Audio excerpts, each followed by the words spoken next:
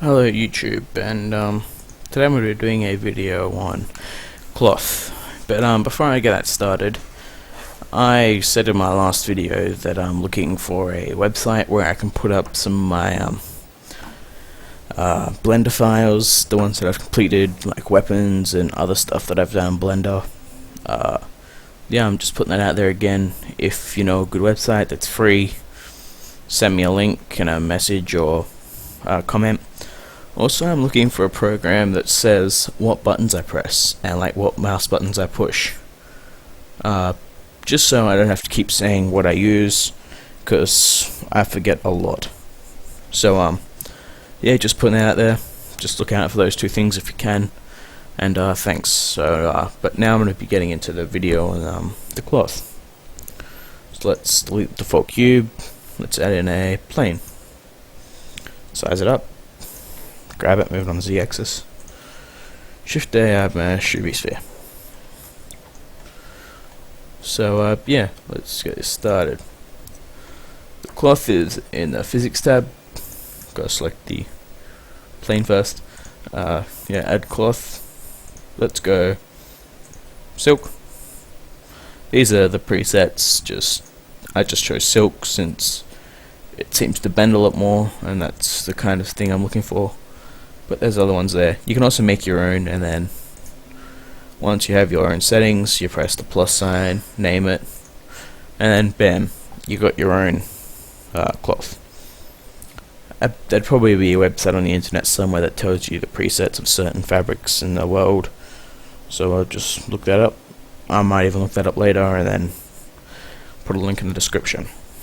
But now that we've got our cloth, got to add a collision. You're going to add a collision for anything that the cloth is going to interact with. So just keep that in mind. So Alt A, let's try it out. See, it's gone retarded. Makes two triangles. It's because the cloth simulator operates on how many vertices you have. I have 4, so it's only going to be making 2. Like 2 bends. I don't know if there's a pattern there, but that's just what happens when you have 4 vertices. But let's subdivide. Press W there, subdivide. Let's ramp that up to 10. W, subdivide. So I did a subdivide with 10 cuts, and then another subdivide with just 1 cut. Oh, yeah, I'll put up to 2, so it's 12 subdivides all up. So let's try this now. Alt A. See, it looks a lot better now. It's actually wrapping around the sphere. Let's shade smooth it. Just makes it look that much better. Let's also add a modifier. Subdivision surface. Turn that to 2. Alt A, let's try it now. And that actually looks really good quality for what it's at. And yeah, it's lagging on my computer, because as you see, it's only going 3 frames per second, which is really bad. But yeah. So also there's an option where you can pin. Let's say I want to pin this whole line here. So I'm going to alt right click that line. Go over to this object data here, the triangle thing. Go vertex groups, add, assign. See, there's default group, assign. Once you have the other thing selected, go over to physics. Go click on pinning, group. Tab out edit mode, Alt A. So now this corner is going to stay put.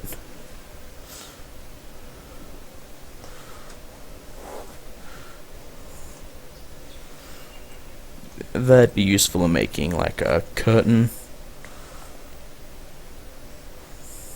Yeah, curtain. That's probably like one of the best examples I could give. But yeah, you can also just select, say, I don't know, let's say this vertex right in the middle of it. Just one random vertex, go assign, go over here, group, tab out of edit mode, Alt A. So everything's going oh no, this thing over here is still select. Okay, let's delete that one first. So tab, assign, group, tab, Alt A. So now everything's going to fall except for this one point.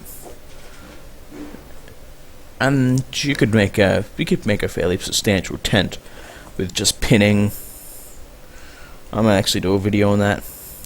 But as you see, at some points, like right here, the cloth is going through itself. And in real life, if crap like that happened, everyone would be freaking out. So I'm going to go to the physics tab under cloth collision, and go self collision. Pump this up to 2. And let's go Alt A, see what happens now.